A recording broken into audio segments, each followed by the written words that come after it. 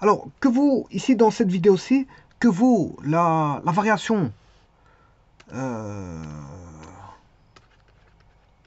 la variation absolue du modèle logarithmique. Variation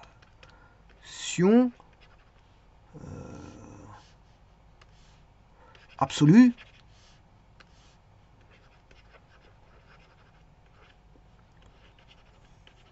du modèle logarithmique. Alors, je rappelle qu'un modèle, c'est utilisé en sciences. Hein. En sciences, peu importe le domaine que vous avez des caractéristiques. Ici, les caractéristiques vont rejoindre, héritent des propriétés qu'on retrouve en mathématiques, qui est la fonction logarithme, mais on a ce qu'on appelle le modèle logarithmique. Alors ici, c'est un logarithme de base népérienne. Voilà.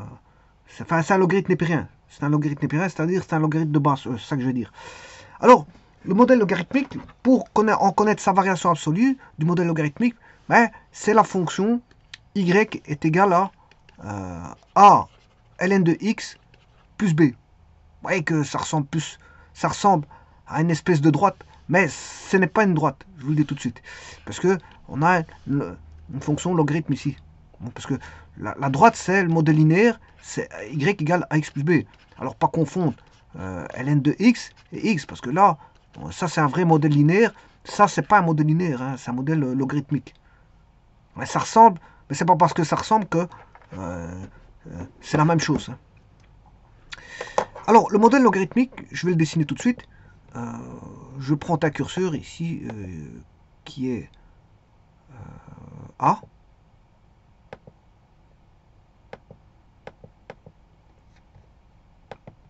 Et un deuxième curseur qui est B.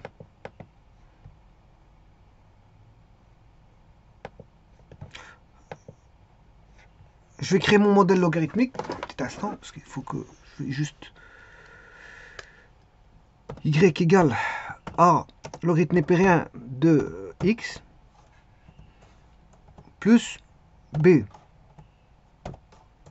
Alors, suivant le a, vous voyez ici le a, si a est positif, ben, la courbe est strictement croissante. Si a est négatif, on a une courbe strictement décroissante. Bon, si a égale 0, bon, on n'a rien de tout ça, hein. On n'a pas de modèle logarithmique. Donc ici, il faut prendre en compte que a doit être différent de 0. Hein. Tout comme ici, a différent de 0. Pour qu'il y ait variation. Parce que ici, on peut se dire que A égale 0, on a B, à ce moment-là, on a une droite constante. Mais une droite constante, il n'y a pas de variation dans une droite constante. Parce qu'elle est constante, il n'y a pas de variation. Pas de, voilà. On va dire ça comme ça. Donc ici, il faut absolument A différent de 0. Mais ici, pour avoir le modèle logarithmique, il faut A différent de 0. Voilà. Alors maintenant, ça c'est le A. Et le B, ben, le B c'est juste voilà, un décalage en Y. C'est juste un décalage en Y. Le B, c'est un décalage en Y.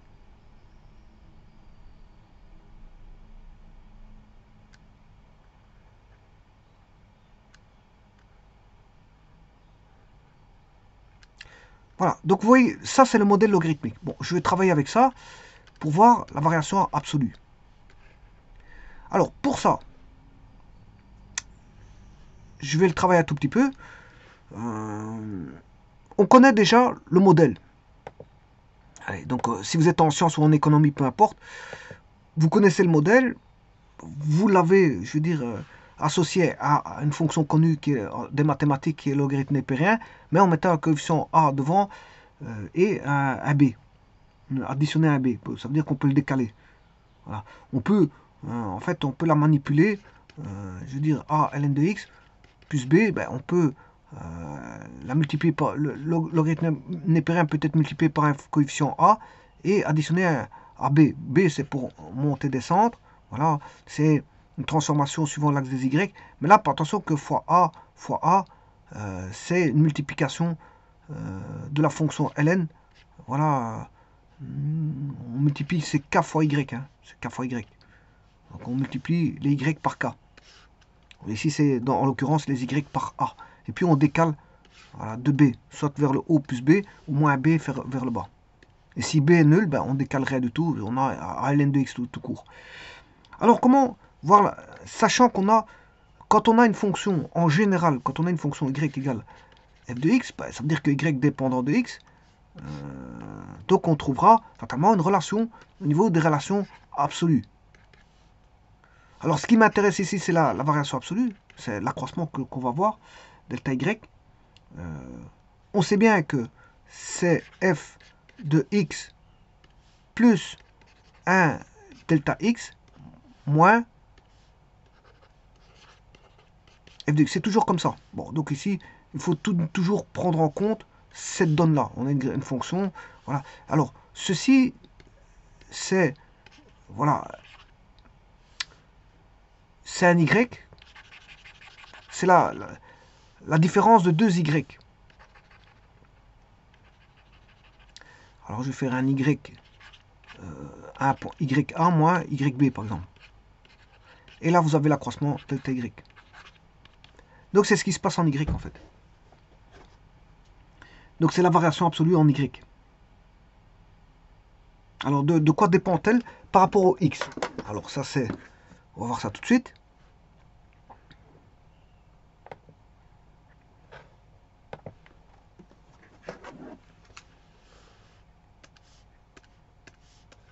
Y est égal à A ln de x plus B.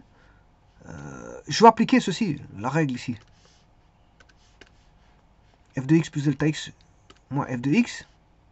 Alors, je vais prendre un x quelconque, je prends un x égale 4. Hein. Par exemple.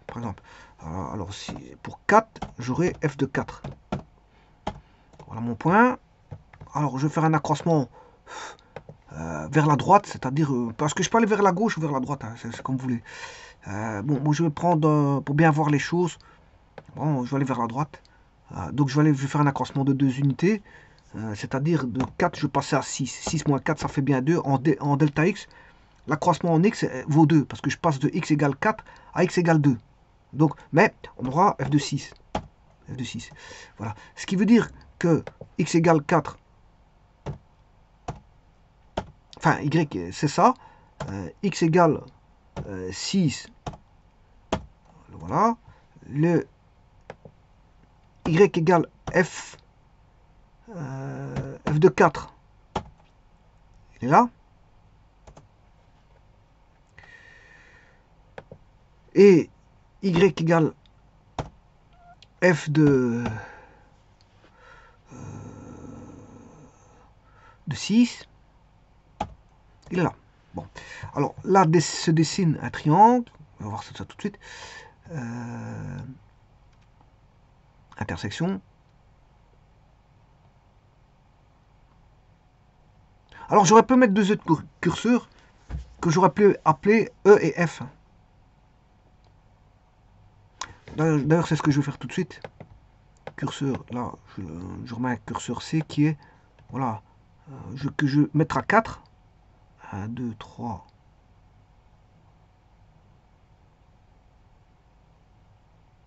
À 4. Alors celui-ci je peux l'appeler C. C. F de C.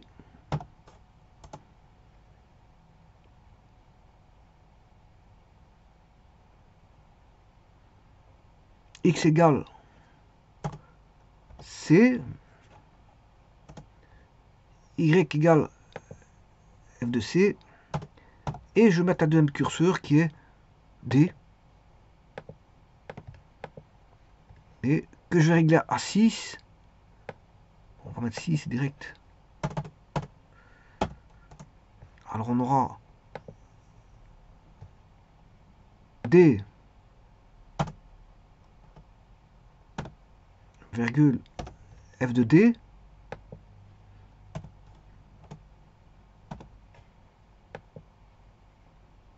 D,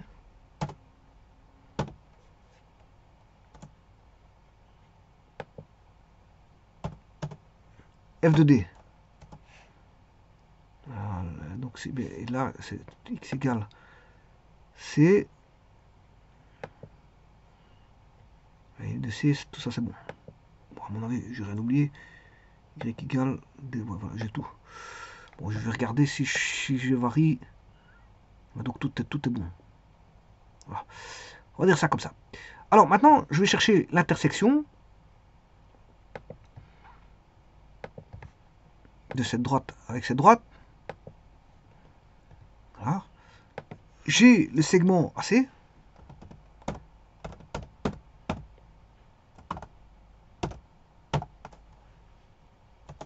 Le segment AC. Bon, le segment AC, dans ce cas-ci, vaut 4,4. Vous voyez qu'il est marqué 4,4. Alors, je n'ai plus besoin de la droite qui passe par AC, puisque j'ai son segment. Donc, la droite, X égale A, c'est C, 4. Donc, j'ai plus besoin de ces droites. Si, celle-ci, c'est F de C. Celle-ci, j'en ai plus besoin. Bon, je n'ai pas besoin non plus de X égale 4 non plus. Bon, voilà, on voit bien qu'on a le point A. Par contre, il me faut le segment BC.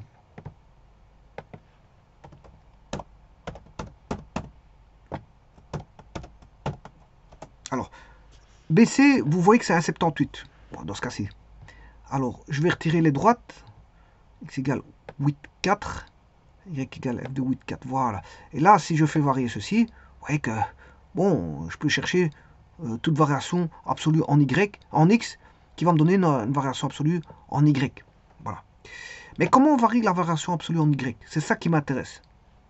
Parce qu'on a une fonction logarithme, c'est plus dans le modèle linéaire. Pour le modèle linéaire, c'était assez simple. C'était assez simple. Le modèle linéaire,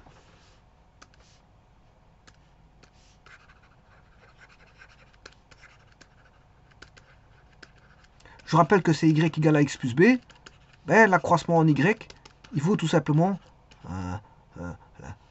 la variation absolue en y est égale à la variation absolue en x multipliée par le coefficient angulaire. Voilà comment on va varier l'accroissement en y. Mais ici, c'est pas le cas parce qu'on a une courbe. On a une courbe qui est de type logarithmique. Donc, en fait, maintenant, il faut que je cherche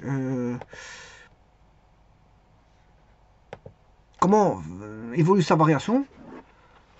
Ben, tout simplement en appliquant que delta y est égal à f de x plus delta x moins f de x. Ici, bon, vous aurez compris que x plus delta x, c'est f, dans ce cas-ci, c'est f de... Le x, c'est a, c'est x de a, c'est-à-dire 4. Et f de x plus delta x, c'est a plus delta x, c'est-à-dire plus le delta x, il valait segment AC, il valait... Ouais, c'est le segment. Le segment AC, il vaut 6. Donc, ce qui veut dire qu'on part de 4. 4 plus 6, ça fait 10. Puisque A étant 4, 4 plus 6, ça fait 10. Voilà. Donc, vous avez 10. Mais, voilà. Donc, et ça, c'est... donc, on a ici f de C. Bien sûr, vous avez compris que il faut faire moins f de A. F de A, ben, c'est... Voilà, c'est la valeur de Y en A. Donc, vous avez bien vu que c'est la valeur de Y en C, moins la valeur de Y en A. Voilà en quoi concerne le delta Y. Voilà. Donc, il faut faire voilà, l'écart. En fait, c'est le segment, en fait, si vous avez compris, c'est le segment BC. Je vais mesurer le segment BC par l'entremise de, voilà, de la variation, de l'accroissement qu'il y a eu en X. Je suis passé de 4 à 10. Comment on varie le point? Ben, il varie de C à B. Il varie de C à B. Et donc la longueur BC. La longueur BC, c'est 2,2. Voilà. Alors on va voir ça tout de suite, comment ça se passe.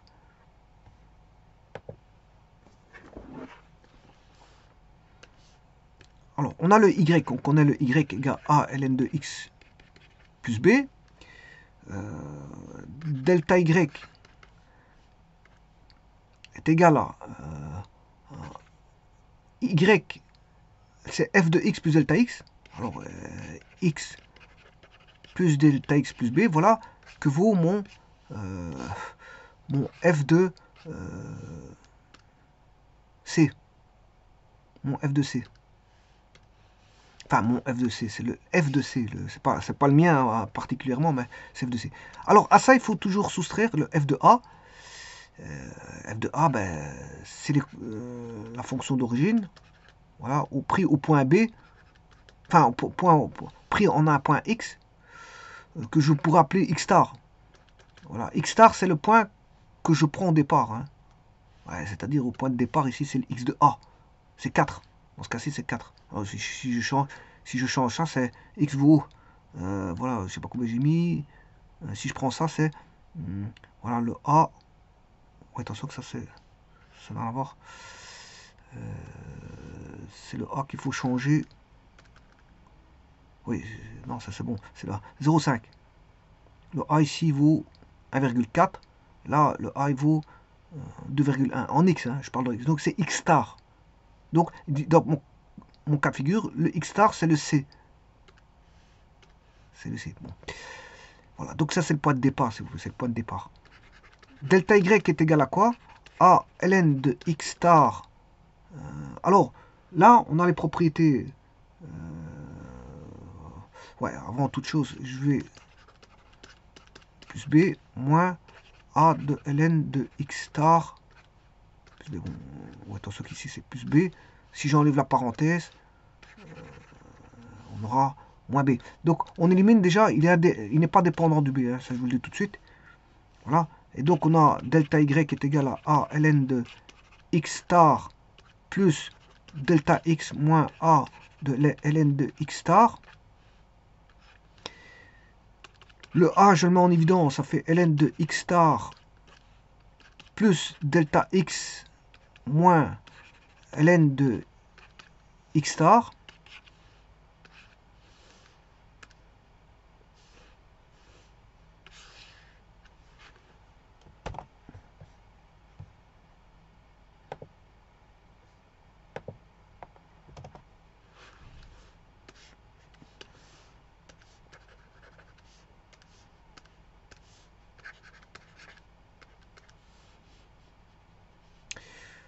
Donc on aura A ln de... Alors on a ici le propriété des logarithmes. Quand on soustrait deux logarithmes népériens, ça revient à établir la division à l'intérieur du logarithme sur X star. Voilà, on a ceci. C'est une propriété des logarithmes. Donc on aura A multiplié par logarithme. Alors X star divisé par X star, ça fait 1, plus delta X sur X star. Et là, on voit que vaut l'accroissement en Y, que vaut la variation absolue en Y. La variation absolue en Y, ben, elle dépend de la variation relative en X. Elle dépend de la variation relative en X. Donc la variation absolue en Y dépend de la variation absolue en X. Bien sûr, par l'entremise de ln de 1 plus. Voilà. Alors, ça, je peux le voir. On va calculer ceci. Je vais chercher le delta Y assez simplement. Pour ça, il faut que je calcule le delta X sur X. Alors, delta X, je l'ai puisque c'est mon segment AC et mon point de départ. Donc, si je fais mon segment AC qui est... Est-ce que je peux l'appeler I? Oui, je vais regarder si je peux l'appeler I. I divisé par mon point de départ qui est A. Mais A, c'est donné par C. Voilà. Je regarde s'il donne une valeur. Oh, effectivement, il me donne une valeur, il n'y a pas de problème. C'est 3,55. Eh bien, c'est 1 plus E, pour lequel je vais prendre le logarithme népérien. Donc, ln de, voilà, de ceci. 1 plus E.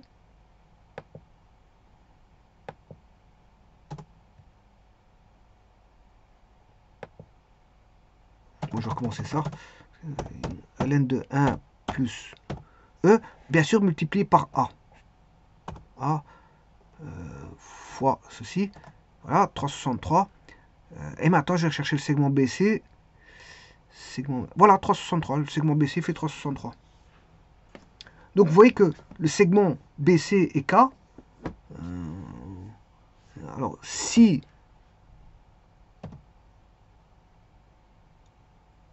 K, le segment BC, c'est J. Si J, alors, égale K, alors je vais écrire, bah, tout est correct. Ok, je vais marquer, ok. All is correct. Voilà, all is correct, ok. Bon, pour l'instant tout est ok. Bah, je vais modifier tout ça. Je modifie le C. Ah, ici. Allez, là, il se passe quelque chose. Ouais, c'est normal, c'est normal, c'est normal. C'est normal. Pourquoi? Parce que, bien sûr, il y a une définition de logarithme népérien. Hein. Quand vous écrivez A fois ln de 1 plus delta x sur x star, voilà, qui est l'accroissement delta y, bien sûr, il faut que 1 plus delta x sur x star soit strictement positif. C'est-à-dire que delta x sur x star doit être plus grand que moins 1.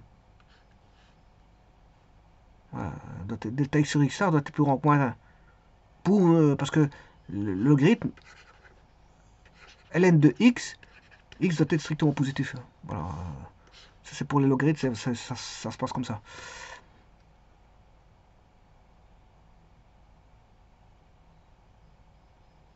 Regardez bien, ln de moins 2 ne trouvera pas. Je vais mettre la fonction logarithme, ln de x, vous voyez que le x doit être strictement positif. Si je mets ln de moins 2, ben, ça n'existe pas. Voilà, il ne trouve pas. Donc, dans ce cas-ci, delta x sur x,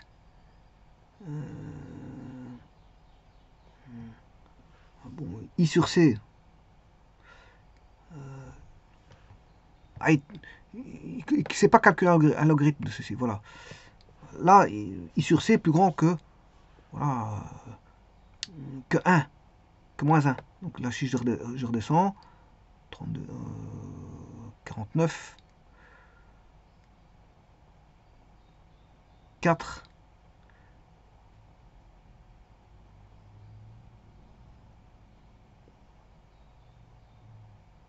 ouais, le C, il peut pas. Je vous rappelle qu'au départ, il y a la fonction de définition de départ. Hein. Si j'écris. Parce qu'il y a un domaine de départ aussi. Hein.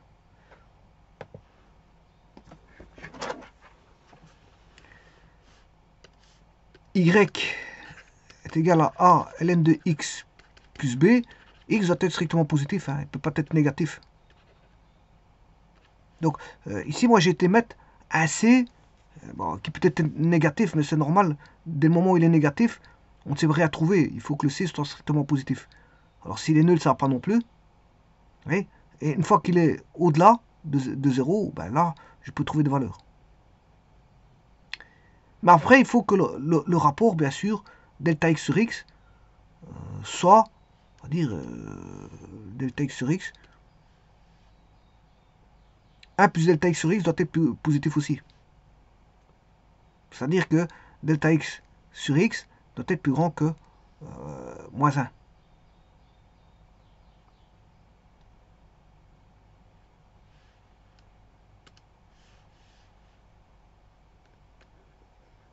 Donc ici, je ne peux pas avoir un C négatif.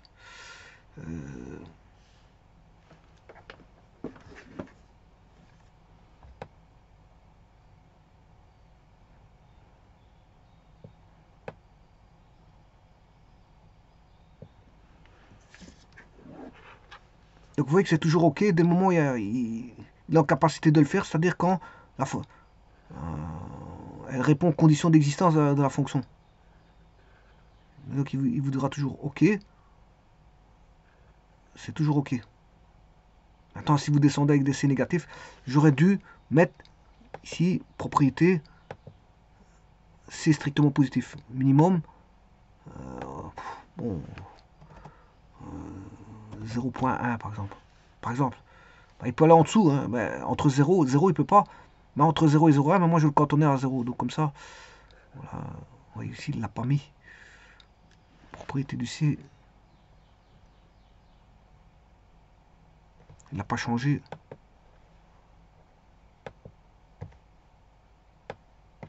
« 0.1 ». Voilà, là, cette fois-ci, il l'a changé.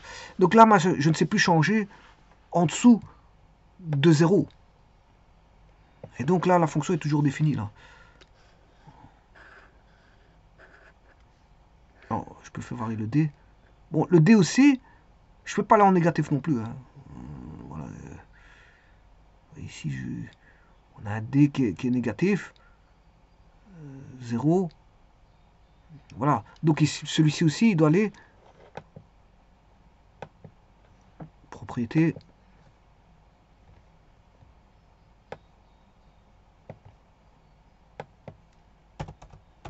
Je vais mettre 0, 1. Et voilà. Et tous les deux, maintenant, on peut. Le curseur permet d'aller dire jusqu'à ses limites. Voilà, ici, on aura toujours OK. Ce sera toujours OK ici.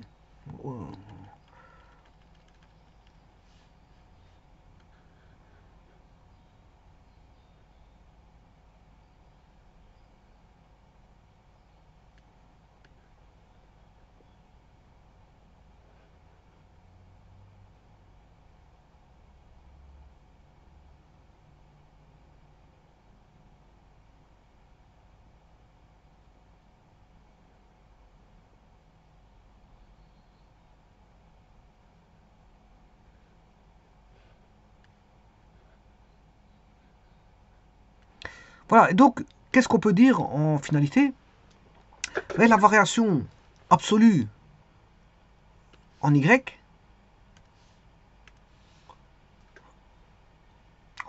dépend de la variation relative en X pour le modèle logarithmique. Je vous remercie.